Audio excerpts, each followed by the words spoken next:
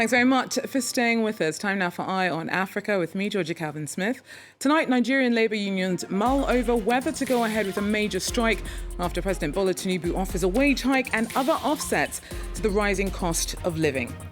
Also, Nobel Peace Prize winner Denis Mukwege joins the lineup to run in DR Congo's presidential election later this year. The gynecologist will run alongside the incumbent Felix Tshisekedi and opposition leader Martin Fayulu. And I speak to a trainee of a Togolese program aimed at creating the continent's civil servants and leaders of tomorrow. Those working at the heart of government can make or break their country's fortunes, but the traditional model may not always be fit for purpose. But first, a former Nigerian oil minister has appeared before a London court over bribery charges. Dr Mukwege is accused of having accepted over €115,000 in cash, private school fees, and the use of luxury properties while serving between 2010 and 2015 under former leader Goodluck Jonathan. Samuel Okoye brings us more.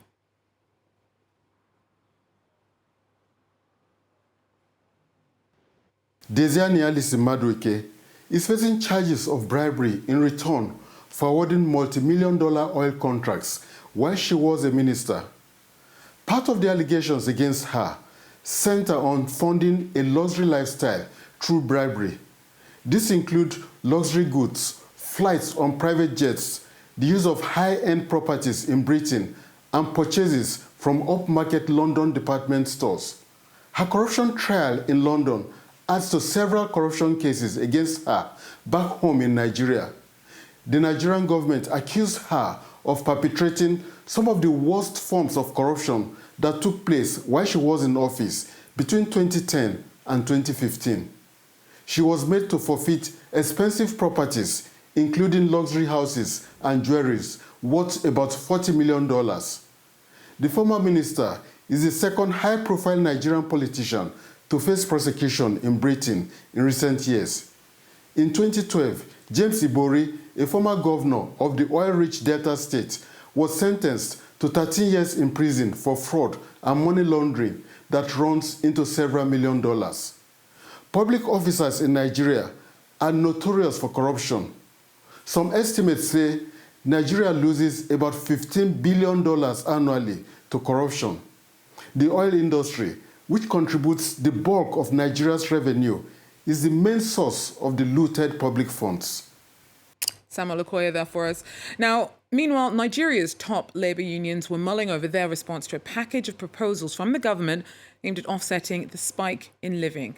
The NLC and TUC had planned to host an indefinite strike later this week. Clarice Fortuny talks us through.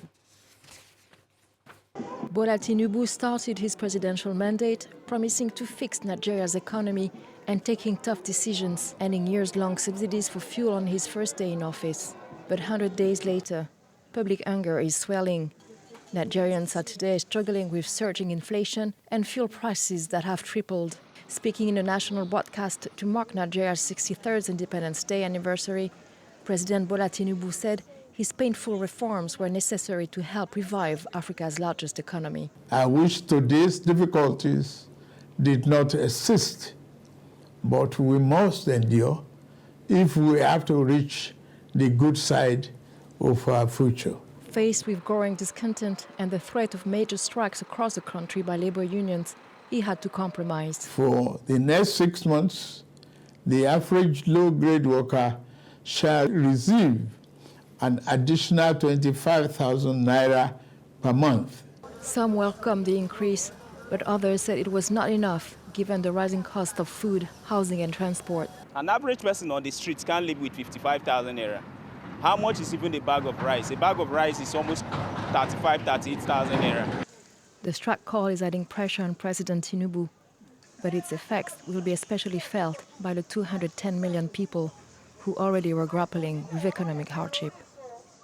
Now, the availability of the second malaria vaccine to have been deemed safe and effective will be massively boosted by a green light from the World Health Organization. That came on Monday, 2 years after the first RTS inoculation was recommended.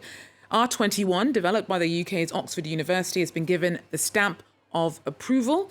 Indian manufacturers have already produced more than 20 million doses in anticipation of the WHO's decision and the rollout that will now follow. More than 600,000 people, mostly in Africa and mostly children, are killed by malaria across the world every year.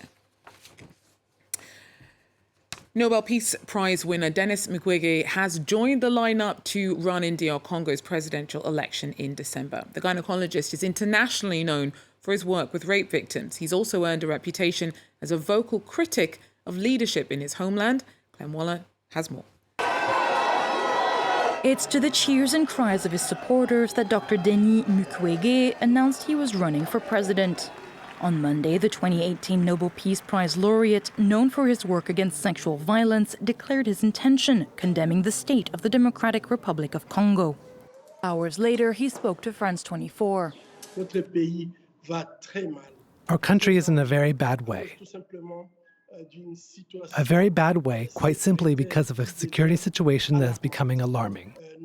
Our country is in a very bad way because today, in the east of the country, we have more than 100 armed groups. We have foreign armies that have come to the DRC, but this invitation has not been discussed in Parliament.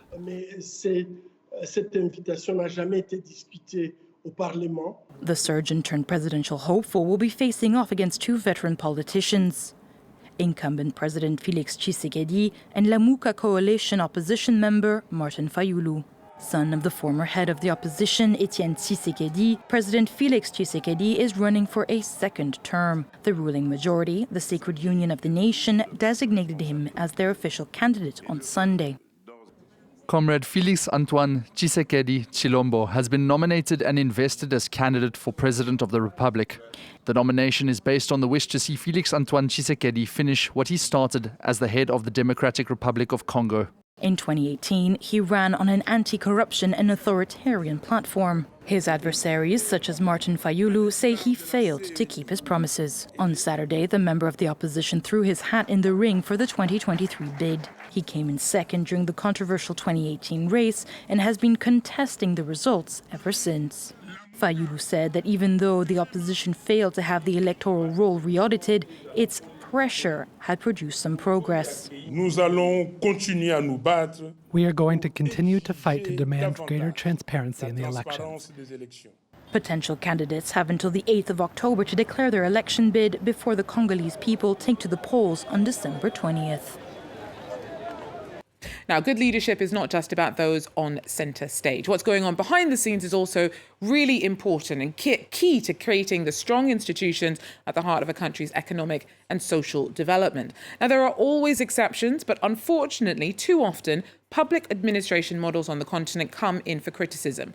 A program currently running in Togos trying to completely overhaul the way that civil servants working in key positions at the heart of government are supported, trained, and inspired. It's all in a bid to create future national leaders. One of the trainees, Haddad Biaja, told me earlier more about what's different about the model that he's training under. It was done in partnership with a company named Do Well Do Good, and it was aiming at giving top corporate skills to young students. And what was important for me in that program was the opportunity that was given to us to contribute directly to the development of our country. So, for example, in my case, thanks to the program, I am currently working at the Ministry of Investment Promotion, where I am now able to participate into mission to promote my country internationally. And that is really important because every day I know that the work I'm doing now can contribute to improve the conditions of life of people around me. So you heard me speaking earlier, Haddad, about some of those complaints that civil servants face, not just in Togo, but across Africa. Do you think that was fair? I mean, obviously, these kind of criticisms happen all over the world. But when it comes to your continent specifically, why do you think it's so important to change the way that civil servants are trained and selected? Yes. Thank you. So in my country, and I think in every developing country, public administration really needs efficiency. So that means there is a great need of talented workers in the public administration. And that was the challenge that the program, the Presidential Program of Excellency, was aiming to address, is that they wanted to have the most talented students trained and being ready to work directly for the administration. And also there was some important values like excellence, like service, that was at the heart of that program. So that is why I think it's very important to change the way civil agents are trained.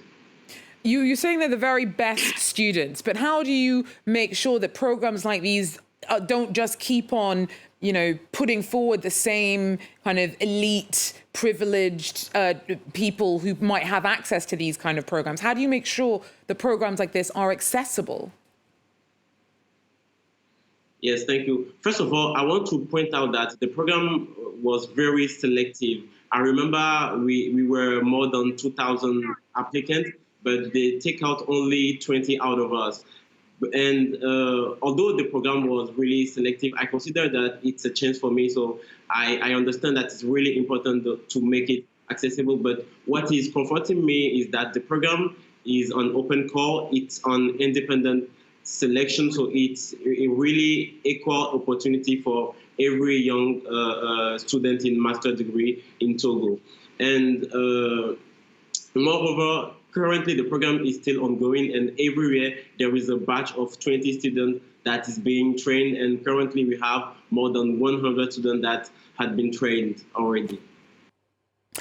And finally, it's the largest floating bookshop in the world, and it's currently docked in the Kenyan port of Mombasa. The Logos Hope travels to thousands of ports around the world to promote literacy and education. Our team reports. It's been docked here for almost a month, and it's still all the rage.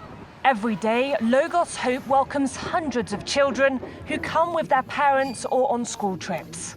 They have never been outside the village, so you can imagine the experience of getting onto the ship like this, and this size, first time even for some of our teachers. So it's a very good experience, and we're happy. From Asia to the Middle East and now to Africa, Logos Hope has been travelling around the world since the 1970s. The volunteers on board are from around 60 countries. It's so nice experience because during sailing also you get to be comfortable and confident, but also to meet with different people from different continents, different countries. Yeah, so it's very good experience for me, and I learn a lot from them. Visitors can find whatever floats their boat, whether they're young children or adults. From politics to cookery to fiction, the ship has books of all sorts. The selection on display changes depending on the port. Here, visitors have a choice of 5,000 books in English. But the ship also has 800,000 books in its hold in French, Spanish and Portuguese. It's very rare. Places that you can find that is in Nairobi. And in Mombasa, it's like not that easy to find this kind of bookshop. So I really appreciate it.